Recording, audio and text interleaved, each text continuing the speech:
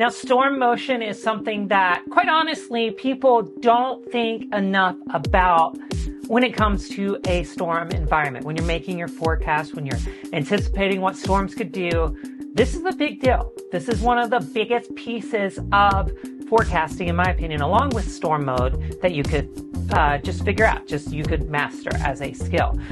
First off, there are 3 different types of movers we're going to talk about in this video, because I don't want to make it too complicated. This is more of a introductory level spotter training type of thing. So we're going to have left movers, we're going to have right movers, and then we're going to have mean movers. And the mean movers are the ones that are moving with the mean wind. In fact, let's get started with that one.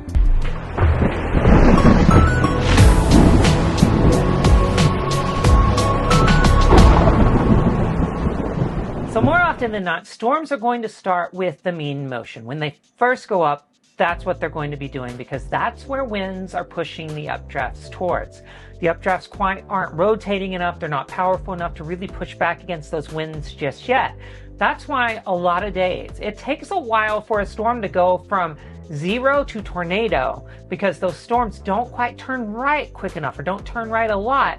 And so with the mean wind, you oftentimes have a lot less relative helicity. In fact, you see it all the time, right? On Sharpie soundings, you see these big storm relative helicity values, but they are calculated using that right mover motion, not the mean mover. So if a storm's not moving in that direction, if it's not moving right, it's not taking its rightward deviant motion, that storm's not dealing with that much helicity. It's dealing with a lot less helicity. So that's something to keep in mind when you're looking at a storm and you're wondering, wow, the soundings today said this was going to be a very pretty storm because there's going to be a lot of streamlines, vorticity, all that. That's because that storm's probably not moving in that right mover direction. It's probably moving more with the mean wind. So just keep that in mind. When a storm first goes up, most likely it's moving in the mean wind direction. This is really important when you're assessing a storm environment. Now, the next thing we're going to talk about are left movers. Now, to understand left movers, you're going to have to understand splitting supercells. And to understand those, you're going to have to understand hodographs. So that card just popped up. Yeah, that's a lot about hodographs. Our friend Cameron Nixon talks a lot about them there. There's a lot to learn. You're going to be probably a little bit confused if you're a beginner, but keep coming back to those videos. Now, for a left-moving storm, how do you get it? Well, you need to have a splitting supercell, usually. This is usually how it happens. This is the typical way. And a left-moving supercell will happen when you have a supercell that splits, and that's usually because of a straight hodograph, which means the winds are not changing directions with height aloft. They're just pretty straight. You have like good speed shear, you have good 0 to 6 kilometer shear, but that directional turning isn't there. So these updrafts split into a right split and to a left split. The left split is going to tend to move more northerly, more easterly, whichever direction the storm's typically going. And those storms are typically rotating anti-cyclonically or clockwise. That means the storm's backwards. It's going to appear backwards. The area to see the rain-free base and all that stuff is actually on the north side of the storm, and it's also going to be backwards, sheared completely different than what you're used to. So keep that in mind, because these things are going to mess with your brain. The big thing to know about left splits, two things I think that are very relevant to this discussion. The first one is left splits are typically a big hail threat. They're not going to produce tornadoes. They're not going to typically produce really damaging winds, but big hail. Very, very common with these things. So keep that in mind if you see a left split coming towards you. The other thing, if you are a storm chaser and not quite a spotter and you're trying to discern targets, days with left splits, days you're going to have splitting supercells. And this is also environmental dependent. Oftentimes you'll have splitting supercells early, but the environment improves with more curved wind shear later in the day. Make sure you target south on those days, because those left movers are going to be moving north and just wrecking that warm sector to the north of them. I mean, it's like a bowling ball going north. Seen it many times. May 16th, 2015, the Tipton-Elmer tornado day. That storm produced, but nothing north did, and it was because there was a lot of left splits. So just keep that in mind. Left splits, they happen, and that's how. Now, storms that turn right are typically rotating, and rotating pretty hard. They're supercells.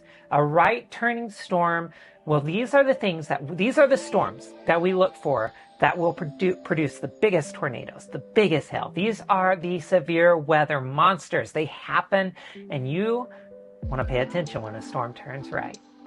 So those right movers, they are certainly the storms that you want to pay attention to. When you see a storm that's moving with the mean wind and it suddenly takes a hard right turn, you know that updraft has rooted, you know it's pushing against the upper level wind, so it's maximizing that helicity. It's making the most out of its environment, oftentimes even creating its own environment as it turns right. And those storms are the ones that you really want to look out for. Now, sometimes the right moves are not dramatic. They're a little less so, and that's when the wind shear, the winds in the atmosphere are pretty strong. So a storm turning that hard against those, it's not going to happen that often because, quite honestly, that would be quite the turn. That's a lot of physics happening there. But oftentimes, though, you can get right movers that happen in weaker wind environments that take dramatic right turns. We're going to talk about those in just a second. Just know, though, the thing that you need to know about this section, about right moving storms, is that they're dangerous, and they're the ones that you really want to be paying attention to. Now let's talk about right movers for just a second and talk about how you can kind of anticipate the really hard right turns.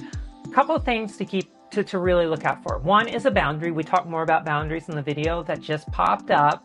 The second thing that you want to take a look for are kind of like the winds that are, sure, supercells can happen, but these are kind of weak, but there's extreme instability. If you have that kind of combination where you have sufficient wind shear but extreme instability, those storms are going to really like turning right and possibly even turning right really hard.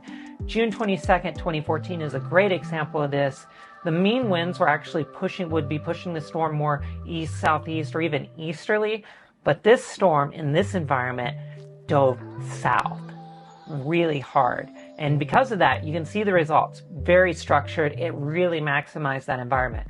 Storms that turn right, take a look at this photograph. You can see how this is the right mover. A storm that turns right further than that, that's even more helicity it's working with. So just keep in mind that storms that turn right are maximizing their environments and oftentimes taking what is in the environment and even taking it a step further. So right turners, very dangerous. And also keep in mind that when you have a very hard right turner, that means the storm is powerful. And it also means that, well, it's time to be in the right spot because this thing's about to take off. Hey, and one final note on storm movement. You want to always be sure to keep this in mind and be shifting your strategy on how you're approaching a storm. Your angle of approach has to change. Remember the stay right rule and make sure that no matter which way the storm is moving, you're able to be in a safe position. That's usually east and south of the storm. This is a great diagram. So we're going to talk about all that, more about this. This series is just getting started. There's the video right there. And hey, remember, weather's for everybody. We'll see you next time.